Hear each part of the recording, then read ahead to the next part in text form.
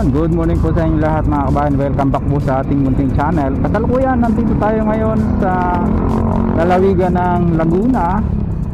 Partikular, nandito po tayo sa lungsod ng Cabuyao. Itinerary po natin, update po natin itong DNR and SCR South. Dito po tayo sa bahagi ng Cabuyao. Babaybayin natin itong magmula dito sa city proper, papunta po doon sa barangay Banay-Banay. Ayan. Sa nakikita po natin dito sa ating tagiliran, no?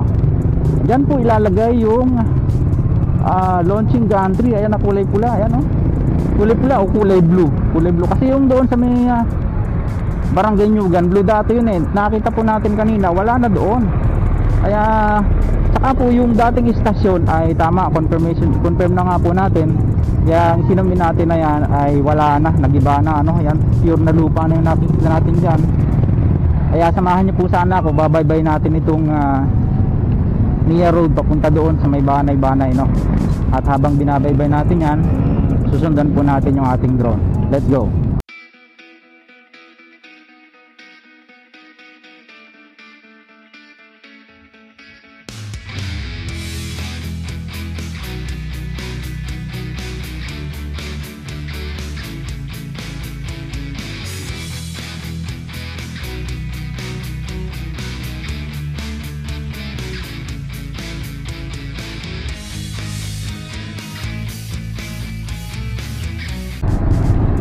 Ayun, dito siya, oh. Tapos dito siya babaybay. Ayun, may mga ano na dito, pier columns. Kompleto na, ready na siyang installan ng mga launching mga segmental box girder. Yan. Pasensya na po kayo, medyo matagal-tagal tayo hindi nakapag-update dito sa NSCR dito sa bahagi ng South, no?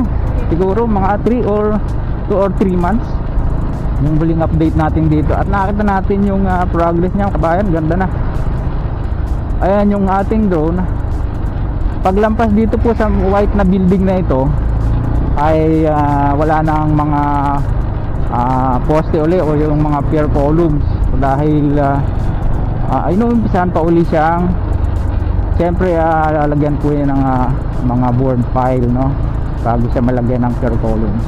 Medyo matagal-tagal yung proseso niya dahil hindi naman siya ganun ka ang mabilis lang, medyo mabilis lang install yung mga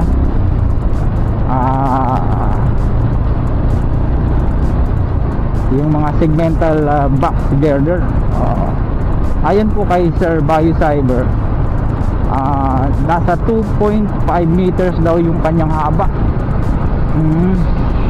Tapos yung isang span niya ay 40 meters kung di ako nagkakamali.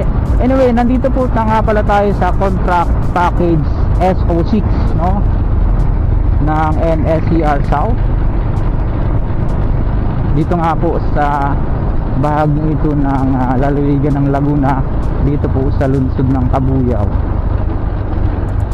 Ayun, medyo gumanda-ganda yung sikat ng araw kahit po may bagyo. Medyo malayo naman sa atin. Ang ating dinig kagabi ay parang ngayong Sabado ng umaga ay nandiyan siya sa bahagi ng Aurora province.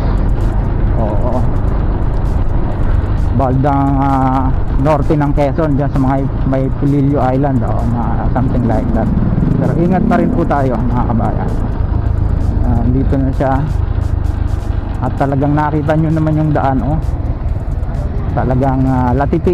Kasi nga yun, hindi pa kagandahan ng panahon. Maswerte nga po tayo kahit papaano ay nakakuha pa tayo ng footage, no? Ayun, kung matatandaan nyo yung mga huling vlog natin, nandito po yung launching gantry na kulay blue dito sa bahaging ito ng barangay Nyugan. Palabas na po ng highway yan sa may Maharlika Highway, dyan sa may barangay Nyugan. At ito sa ako pa to ng Nyugan. Dito sila nagumpisa papunta doon sa may barangay Banay-Banay. At yan, yun nga, pinasusunod natin yung drone natin sa ating biyahe, no, para hindi po masyadong time consuming. Heading po tayo papunta po ng Alamba, no? Yan. Tingin ko isi-separate natin yung video, yung vlog natin. Pag wala naman po dito sa may barangay Banay, papunta naman doon sa Banlik. Sa ako pa rin po ng Kabuyaw yan. Baka po kasi nalilito yung iba, may Banlik po kasi ng Kalamba. Iba naman po yon. Yung pong Dipo, Banlik po ng Kalamba, nakakasakop dyan. Ayan o. Ayan. At yan po, mayroon pong wire yan na parang pinakang nagbabagting sa kanya, no? Tendons daw ang tawag dun, sabi ni Sir Bayo Cyber, yung pinakita natin ngayon, no? Ayan po yung pinakang naglalak nung from one span to another span, no? Or magmula sa isang head, pier head papunta sa kabilang pier head. At yun nga, ang distansya ng araw po niyan ay parang standard niya yung 40 meters. Oo. Hayaan nyo yung dyan sa may bayan ng San Pedro o sa lungsod ng San Pedro. Pupuntahan po natin siya later on. Wala nga lang po tayong masyadong time. Nakita nyo, wala na po dito yung launching gantry, no? Ayan, no? Diba? Nilipat doon. Ibig sabihin, ang direksyon naman noon, padugsong naman siya ng Santa Rosa.